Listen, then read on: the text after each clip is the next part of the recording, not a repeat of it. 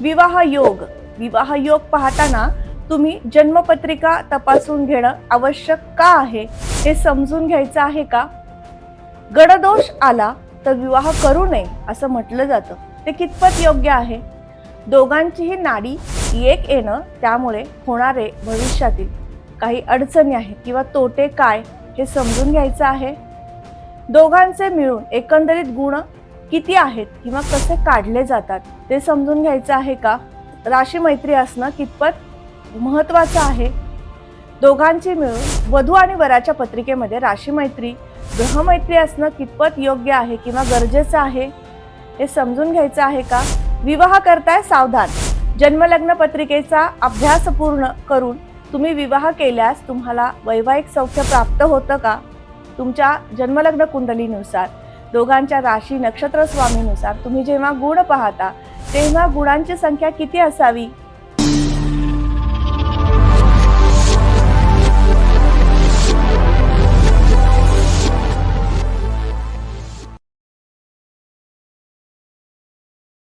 नमस्कार, आचार्य मंजुषा जोशी या यूट्यूब चॅनलवरती आपल्या सगळ्यांचं मनपूर्वक स्वागत आहे. आज आपण समजून घेत आहोत विवाह योग्य गुणांची संख्या किती. सर्वात प्रथम गुण समजून घेताना गुणांची बेरीज कशी केली जाते हे समजून घेऊयात. गुणांमध्ये नाडीला 8 गुण दिलेले आहेत, गणाला 6 गुण दिलेले आहेत आणि योनीला 4 गुण दिलेले आहेत. असे मिळून एकूण 18 गुणांची संख्या होते जेव्हा पत्रिकेमध्ये 18 गुण मॅच होत आहेत असं सांगितलं जातं. त्यामुळे 18 गुण जेव्हा जुळतात त्यावेळेस नाडी दोष, गणदोष, योनी मैत्री दोष येत नाही. त्याचबरोबर दोघांची हे मिळून ज्यावेळेस गुणांची संख्या काढली जाते त्यावेळेस तुम्हाला या सगळ्या गोष्टींचा उहापोह होतो, या सगळ्या गोष्टींमधली माहिती मिळते आणि ते अगदी संक्षिप्त सांगितलं जातं की मुलाची मुलीची पत्रिका जुळते आहे, तुम्ही लग्न करा. पण आज मी तुम्हाला यातील बारकावे समजून सांगण्यासाठी खास व्हिडिओ केला आहे. त्यामुळे समजून घेऊयात नाडी दोष येणं म्हणजे काय, एक नाडी दोष काय असतो ते समजून घेऊयात. नाडी दोष केव्हा येतो? जेव्हा दोघांचीही नाडी एक येते. एकूण नाडी किती आहेत? 3. आद्य नाडी, मध्य नाडी आणि अंत्य नाडी अशा 3 नाडी आहेत. दोघांच्याही म्हणजेच वधूची आणि वराची नाडी एक आली, आद्याला आद्य नाडी आली तर नाडी दोष निर्माण होतो, मध्यला मध्य नाडी आली तरी नाडी दोष निर्माण होतो आणि अंत्याला अंत्य नाडी आली तर नाडी दोष निर्माण होतो. हे तुम्हाला समजलं? म्हणजे वधूच्या आणि वराच्या पत्रिकेनुसार दोघांची नाडी एक आली तर नाडी दोष निर्माण होत आहे. मग अशा वेळेस जी गुणांची आपण सुरुवातीला बेरीज केली त्यातले 8 गुण कमी होतात. म्हणून मग पत्रिका 18 गुणानंतर जी पासिंग आहे किंवा 18 गुणानंतर ती पत्रिका जुळते असं म्हटलं जातं, त्यातले 8 गुण कमी झाले म्हणून पत्रिका जुळत नाही असा तुम्हाला सल्ला देण्यात येतो. पण नाडी एक असणं म्हणजे काय तर तुमचे रक्तगट सेम असणं किंवा तुम्हाला होणारी जी संतती आहे ती थोडीशी विलंबाने होणं, काही मेडिकल ट्रीटमेंट करून संतती राहणं किंवा 2 संततीमध्ये विशिष्ट अंतर असणं, एक संतती खूप हुशार बुद्धिमान होणं आणि दुसऱ्या संततीबाबत कायमस्वरूपी आई बाबांना त्या संततीविषयी काळजी चिंता राहणं, हे सगळे योग म्हणजेच नाडीदोष असणं होय. म्हणजे नाडीदोषाचा मुद्दा तुम्हाला व्यवस्थित लक्षात आला असेल की नाडीदोष आपण कसा पाहतो. यानंतर दुसरा मुद्दा आहे पत्रिका गुणमेळांमधला गणदोष. गणदोष कसा ओळखावा? ज्यावेळेस दोघांचे वराचे आणि वधूचे गण भिन्न असतील आणि एकमेकांना शत्रू असतील तर गणदोष निर्माण होतो. अर्थात देवगणास राक्षसगण किंवा मनुष्यगणास राक्षसगण याला आपण गणदोष असं म्हणतो. मग काय होतं तर मनुष्यगण राक्षसगणांचे स्वभाव मतवैचारिकता असल्यामुळे स्वभाव न जुळल्यामुळे तिथे तो दोष निर्माण होतो आणि मग सांगितलं जातं की पत्रिका जुळत नाही, गणदोष येत आहे. मग यावेळेस विशिष्ट त्या गणाचे स्वभाव कसा असू शकतो, त्या व्यक्तीच्या गणानुसार त्याचा स्वभाव कसा असू शकतो याकडे जाऊयात. देवगणाचा व्यक्ती प्रदीर्घ काळ विचार करणारा, विचारवंत, धार्मिक वृत्ती असणारा, दान धर्म करणारा, निस्वार्थपणे प्रत्येकाची सेवा करणारा असा असतो. त्यामुळे त्याच्या पत्रिकेमध्ये गण त्याचा देव असतो. लक्षात घ्या, तुम्हाला गणावरून सुद्धा याच्यातली माहिती मिळत आहे की आपण जे ज्योतिष प्रेमी आहेत किंवा ज्योतिष शिकू पाहत आहेत त्यांना ही माहिती अगदी उपयुक्त आहे की गणदोष ज्यावेळेस येतो त्यावेळेस देवगणाचा जो वर आणि वधू असेल तर ते एकमेकांना पूरक असतात, कारण दोघांचाही स्वभाव जुळतो. दोघांचीही दीर्घ विचार करण्याची शक्ती असते. दोघं एकमेकांना समजून घेऊ शकतात आणि त्यांचा संसार अतिशय उत्तम ते करू शकतात. म्हणून देवगणास देवगणाची मुलगी किंवा देवगणास देवगणाचा वर, वधू वर हे असणं अपेक्षित आहे. यानंतर मनुष्यगणाकडे जाऊयात. मनुष्यगणाची व्यक्ती कशी असते? ही समूह सूचक असते, समूहाला धरून राहणारी असते. अनेक लोकांना सोबत घेऊन कार्यक्षम काम करणारी व्यक्ती म्हणजेच मनुष्यगणाची व्यक्ती होय. मग अशी व्यक्ती मनुष्यगणाची, तिला पती जर देवगणाचा मिळाला तर थोडासा संसारामध्ये तुम्हाला एक प्रदीर्घ काळ विचार करणार आहे, पुढच्या 10 वर्षाचा विचार करतोय, कार्यक्षम आहे आणि एक आत्तापुरता विचार करतोय, समूहाला घेऊन राहतोय, एकमेकांना कॉपरेट करतोय, तर असं हे नातं जुळणं अगदी योग्य आहे, उत्तम आहे. त्यामुळे असाही विवाह तुम्ही करू शकता. या दोघांचंही मिलन होऊ शकतं. यानंतर पुढचा गण आहे तो राक्षस गण. तर राक्षस गणाचा स्वभाव कसा आहे? हा थोडासा तामसी गणसंपन्न गुण असणारा व्यक्ती असतो. म्हणजे त्याच्यामध्ये शीघ्रकोपीपणा, सतत धाडसी निर्णय घेण्याची वृत्ती, त्याचबरोबर सतत कुठल्याही गोष्टींवरचा पटकन रिॲक्ट होणं किंवा विचार करून त्याच्यावर कृतिशील होणं, हे सगळे गुण त्याच्या अंगीभूत असतात. मग असा व्यक्ती राक्षस गणाचा असतो. मग राक्षस गण आणि मनुष्यगण एकत्र का येऊ शकत नाहीत? कारण एकाचा विचार आहे की समूहाला धरून जायचंय, वेळ द्यायचाय किंवा निर्णय घ्यायचे आहेत, आणि एकाचा विचार असतो की आत्ता लगेच पटकन निर्णय घेऊन पुढे जायचंय. मग इथे वैचारिक बैठक बसते का? तर नाही. म्हणून मनुष्यगण राक्षसगण विवाह करू नये असं शास्त्र सांगतं. हे तुम्हाला समजलं असेल की गणदोषाची भूमिका काय आहे किंवा आपण गणदोष का बघतो. यानंतर पुढचा मुद्दा आहे तो आहे योनी मैत्री दोष. प्रत्येक नक्षत्राला एक योनी दिलेली आहे.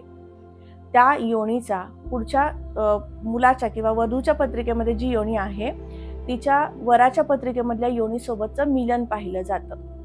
आता ज्यावेळेस दोघांचीही योनी एक असेल तर अशा वेळेस योनी मैत्री दोष येत नाही, किंवा दोघांचीही योनी एकमेकांना परस्पर मित्र राशीची असेल तर मग तरी सुद्धा तिथे योनी मैत्री दोष येत नाही.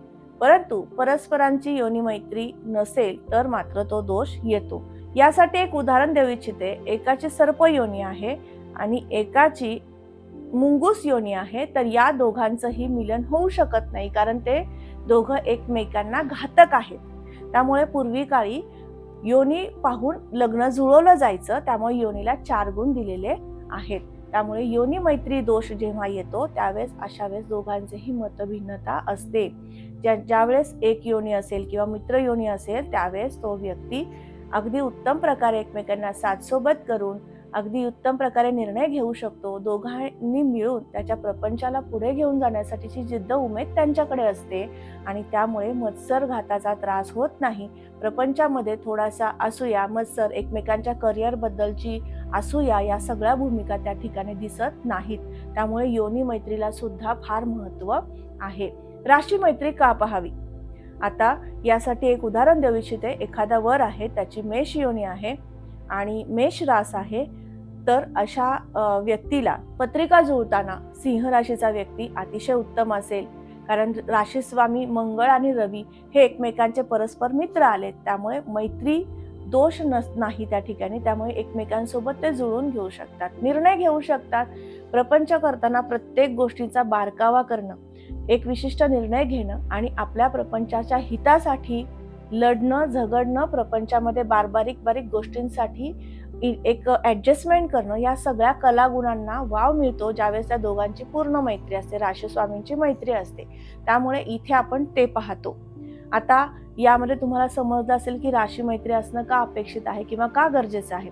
यानंतर पुढचा मुद्दा आहे तो सगळ्यात महत्वाचा. या सगळ्या गणदोष, नाडीदोष, योनी मैत्री दोषाला सुद्धा पोषक आणि पुरून उरणारा असा मुद्दा म्हणजे ग्रहमेलन.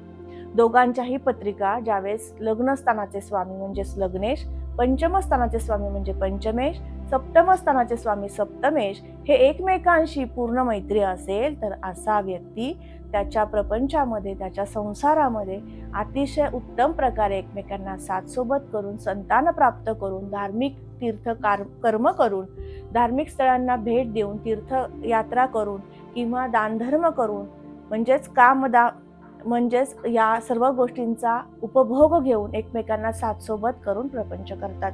म्हणून या ग्रहमैत्रीला फार महत्त्व आहे. लग्नस्वामी ज्यावेळेस दोघांचेही एकमेकांना पूरक असतील त्यावेळेस ती व्यक्ती प्रतिभावान असते, आपल्या पतीला किंवा पत्नीला साथ करून प्रपंचाचा गाडा पुढे ओढत असते. दुसरी गोष्ट म्हणजे पंचमस्थान प्रणय, तुम्ही दोघांना एकमेकांना वेळ जो देणार आहात तो वेळ अतिशय उत्तम प्रकारे देऊ शकता. यामध्ये कुठल्याही प्रकारचा द्वेष मत्सर नसतो. एकमेकांना साथ सोबत करून एकमेकांच्या बद्दल प्रेमभाव किंवा सन्मान देणं या सगळ्या गोष्टी त्या ठिकाणी दिसतात. म्हणून पंचम स्थानाची पूर्ण मैत्री महत्वाची आहे. आणि सप्तम स्थान म्हणजे तुमच्या जोडदाराबद्दल तुमची कृतज्ञता भावना असणं होय. सातवं घर हे फार महत्वाचं आहे, कारण सातव्या घरावरनं मारक स्थान म्हणून ते ओळखलं जातं. याच ठिकाणावरून आपण डिवोर्सचे योग पण पाहतो. त्यामुळे सातवं घर फार महत्वाचं. जो तुम्ही जोडदार निवडलेला आहे तो तुमचा सप्तमेश म्हणायचा आणि त्या पत्रिकेतला सप्तमेश, मुलीच्या पत्रिकेतला किंवा मुलाच्या पत्रिकेतला सप्तमेश यांचं जर मिलन होत असेल, हे दोघं जण एकमेकांना पोषक असतील, उत्तम ग्रहस्थितीमध्ये असतील, तर अशा वेळेस तुम्ही एकमेकांना साथ सोबत करून जीवनाचा आनंद घेऊन प्रत्येक गोष्टींमध्ये एकमेकांना पूरक असे होता आणि त्यामुळे तुमचा संसार सुखाचा होतो. म्हणून ग्रहमैत्री असणं फार महत्वाचं आहे. म्हणजेच त्याला आपण ग्रहमेलन असं म्हणतो. मी माझ्या प्रत्येक व्हिडिओमध्ये सांगत असते, ज्या ज्या विषयावर मी जेव्हा विवाहाचा विषय बोलत असते त्यावेळेस तुम्हाला निश्चित सांगत असते की तुम्ही ग्रहमेलन आहे का बघा, गुणांच्या संख्येकडे जाऊ नका. पण ग्रहमैत्री असेल तर तुम्ही विवाह करा.